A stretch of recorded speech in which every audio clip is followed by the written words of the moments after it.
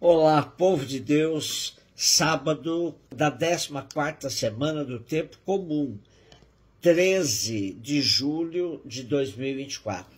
A nossa reflexão de hoje é a partir de Isaías 6, de 1 a 8, e Mateus 10, de 24 a 33. O nosso profeta é o primeiro Isaías que compreende os capítulos de 1 a 39, portanto, século VIII a.C. Começou seu ministério logo após a morte do rei Osias. Pegou os poucos anos do rei Joatão, tempo em que Isaías condenava o luxo, a cobiça e a injustiça, disfarçada com falsa devoção. Depois vem o rei Acás, do qual Isaías foi a voz da consciência, e chegou até o rei Ezequias, do qual foi um confidente crítico, compreendendo 40 anos de atuação. Segundo a tradição, foi martirizado por Manassés, sucessor de Ezequias. O Reino do Sul se vê em sua época profundamente afetado pela turbulência do Reino do Norte, que em 722 conhece sua queda, com uma invasão dos assírios. O profeta aproveita a ocasião para chamar a atenção do Reino do Sul, prevendo que, se não mudar de conduta, terá o mesmo fim que o Reino do Norte. Isaías faz uma experiência profunda da transcendência de Deus, que é proclamado 3 vezes santo, sentado em seu trono e ladeado por seres celestes voadores. A visão do profeta é grandiosa, pois sente a vibração das portas e o incenso que enchia todo o templo. Tudo isso em meio às ameaças que os assírios faziam a Jerusalém, depois de terem devastado muitas cidades. É nesse contexto que Isaías se dá conta de sua vocação. Ele se sente chamado por esse Deus grandioso a ser profeta. Ele percebe que a religião praticada pelos dirigentes do povo estava totalmente marcada por interesses, querendo fazer barganha com Javé por meio de cultos grandiosos, mas sem deixar de oprimir os pobres, representados pelos órfãos e pelas viúvas. Isaías não tem dúvida, é Deus que está se manifestando para ele. Lamenta: ai de mim, estou perdido, pois se reconhece pecador, indigno dessa visita de Deus e cercado também por um povo pecador. Em Êxodo 33, 20, temos: pode um homem ver a Deus e não morrer? É essa a sensação do profeta, porém, Deus vem em seu socorro de maneira surpreendente, por meio de um dos serafins com uma brasa na mão, com a qual o profeta será tocado em seus lábios.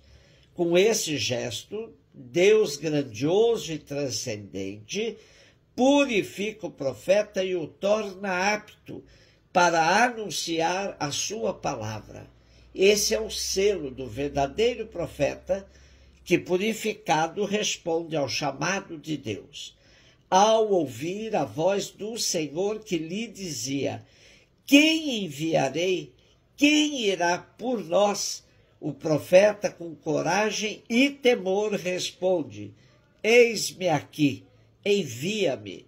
O temor de Deus é uma atitude complexa, em que conflui o respeito reverente, a obediência, a adesão profunda, a adoração, o amor. Foi sentido por muitos profetas e santos que fizeram a experiência do encontro com Deus 3 vezes santo. Assim, Isaías descreve a consciência de sua vocação e nos estimula a rever o sentido de nossa vida. Sentimos-nos também chamados a alguma missão? Nossa vida é vista como uma vocação ao serviço e amor, sobretudo aos pequenos e indefesos?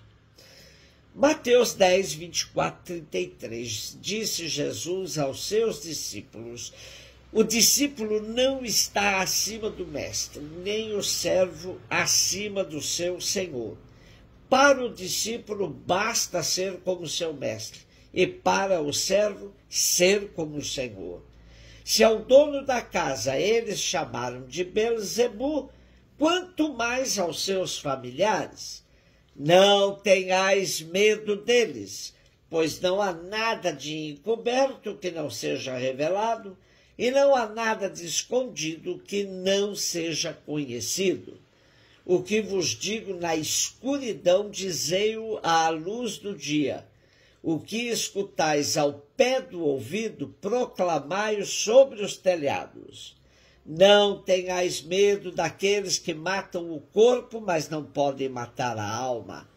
Pelo contrário, temei aquele que pode destruir alma e corpo no inferno. Não se vendem 2 pardais por algumas moedas? No entanto, nenhum deles cai no chão sem o consentimento do vosso Pai. Quanto a vós, até os cabelos da cabeça estão todos contados. Não tenhais medo, vós valeis muito mais do que muitos pardais. Portanto, todo aquele que se declarar a meu favor diante dos homens, também eu me declararei em favor dele diante do meu Pai que está nos céus. Aquele, porém, que me negar diante dos homens, também eu o negarei diante do meu Pai que está nos céus. Continuamos a leitura do Sermão da Missão. Jesus está instruindo os seus discípulos e o faz de uma maneira real, crua, direta, que mais se parece a uma provação. Aqui é o momento decisivo, ou pega ou larga de vez. E o trecho de hoje começa com uma destruição de qualquer pretensão de ufanismo e vaidade na missão.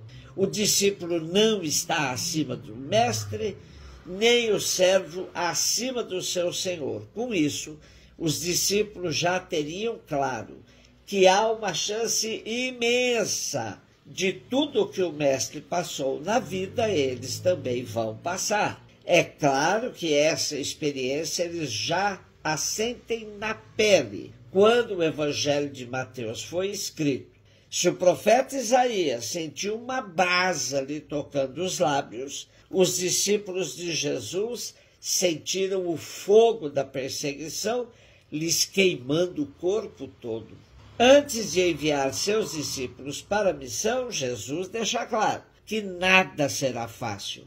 A missão é cheia de exigências extremas que podem, inclusive, custar mesmo a vida dos missionários. O martírio será sempre o horizonte da missão, quando se a assume com fidelidade à palavra de Deus. Como vimos ontem, aquele que é fiel à palavra de Deus pode não ser entendido nem mesmo pelos seus familiares. Por isso, Jesus introduz nas suas instruções a expressão não temais, que ocorre 366 vezes na Bíblia. Por 3 vezes no trecho de hoje, aparece não tenhais medo, seguido da razão para isso. A primeira razão é nada de encoberto que não seja revelado e nada de escondido que não seja conhecido. Aqui vale tanto para as obras boas como as más. Tudo será revelado.